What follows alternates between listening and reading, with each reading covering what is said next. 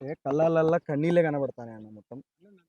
కంప్లీట్‌గా రేవంత్ రెడ్డి ప్రజాప్రభుత్వం అన్నాడు, రైతే రాజని చెప్పనన్నాడు, గడ్డకు పడ్డాడు, తెడ్డు చూపెట్టిండు ఈరోజు. అన్ని రంగాలల్ల అందరికి నిరుద్యోగుల కాంచెలి ఈరోజు రైతన్నల వరకు అందరికీ కూడా తెడ్డు చూపెట్టిండు. కంప్లీట్‌గా మోసం చేసినవు, జాతి ద్రోహివైపోయినవు రేవంత్ రెడ్డి. ఈ గోస చూస్తా అంటే ఇంతకు ముందు పోయినటువంటి ఊరు కావచ్చు, ఇది ఆరూరు కావచ్చు, వలిగొండ మండలం. కన్నీళ్ళే. కళ్ళాలల్లా అందరూ కూడా కన్నీళ్లు పెట్టుకునేటటువంటి పరిస్థితి. రైతులు చెప్పేటటువంటి గోస చూస్తే కూడా కన్నీళ్లు పెట్టుకునే పరిస్థితి ఉన్నది. కాబట్టి ఆ కన్నీళ్లను ఒక పాటగా మన తాతల కాలం నుంచి పరిస్థితి ఇట్లే ఉన్నది. రైతు బాగుపడ్డని ఎప్పుడు కూడా మనం వినలే కాబట్టి తాతల కాలము నుండి అన్నదాతల బతుకులు మారలే. తాతల కాలము నుండి అన్నదాతల బతుకులు మారలే. నైజాము రేవంతు రాజ్యములో రైతు కుతికే మీద ఊరి తాడులే. తాతల కాలము నుండి అన్నదాతల బతుకులు మారలే. తాతల కాలము నుండి అన్నదాతల బతుకులు మారలే. బురదలోన కాలు పెట్టి భువదీయంగా పరుగులు పెట్టి, బురదలోన కాలు పెట్టి భువదీయంగా పరుగులు పెట్టి, కర్రుకు నాగలి గట్టి కాళ్ళు నొయ్యంగా సాలన్ని దున్ని, కర్రుకు నాగలి గట్టి కాళ్ళు నొయ్యంగా సాలన్ని దున్ని, నడుములోంచి నాటేసి పసి చేనుకో నీళ్లు బట్టి, నడుములోంచి నాటేసి పసి చేనుకో నీళ్లు బట్టి,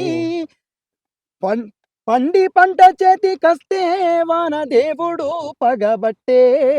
పండి పంట చేతికొస్తే వాన దేవుడు పగబట్టే. కాలము కలిసొచ్చి కల్లాల కస్తే ఈ కాంగ్రెసు రాజ్యము కన్నీళ్లు పెట్టిచ్చే. తాతల కాలము నుండి అన్నదాతల బతుకులు మారలే. తాతల కాలము నుండి అన్నదాతల బతుకులు మారలే. అప్పు మీద అప్పులాయే ఆలి పుస్తెలు అమ్ముడాయే. అప్పు మీద అప్పులాయే ఆలి పుస్తెలు అమ్ముడాయే. పెట్టుబడికి ఉప్పు గుట్టక కంట్లే దుఃఖము ఆగదాయే. దుఃఖము ఆగదాయే. కొనటోడు గోనాడాయే, కొన్నోడు ధరయ్యడాయే. కొనటోడు గోనాడాయే, కొన్నోడు ధరయ్యడాయే. కడుపు నింపే రైతు కడుపు నిండాదాయే, పురుగు మందుల డబ్బా పాసమన్నమాయే. తాతల కాలము నుండి అన్నదాతల బతుకులు మారలే. తాతల కాలము నుండి అన్నదాతల బతుకులు మారలే. ఈ రకంగా ఇది చాలా బాధపడాల్సినటువంటి సమయం.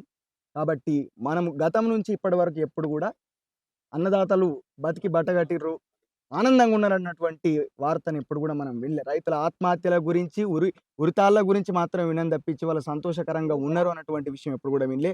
కాంగ్రెస్ ప్రభుత్వం లోపల కావచ్చు, గతం లోపల బీఆర్ఎస్ ప్రభుత్వం లోపల కావచ్చు, ఆయన వడ్లు పండించడానికే ఆయన ఒక కాంట్రాక్ట్ మాట్లాడుకొని కేవలం తెలంగాణ రైతులందరినీ వడ్లు మాత్రమే పండించేటట్టు చేసిండు. తెలంగాణను వాణిజ్య పంటలకు కేంద్రంగా కాకుండా చేసిండు ఆయన.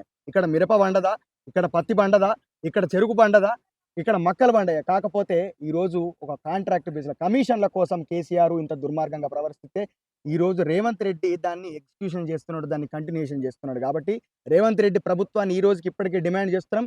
ఒక 2-3 రోజుల లోపల కళ్ళాల్లో ఉన్నటువంటి వడ్లన్నీ కూడా అమ్ముడు పోవాలి. రైతులకు కనీసం పెట్టిన పెట్టుబడన్న మళ్ళా వెనుకకు రావాలని చెప్పి మేము డిమాండ్ చేస్తాం.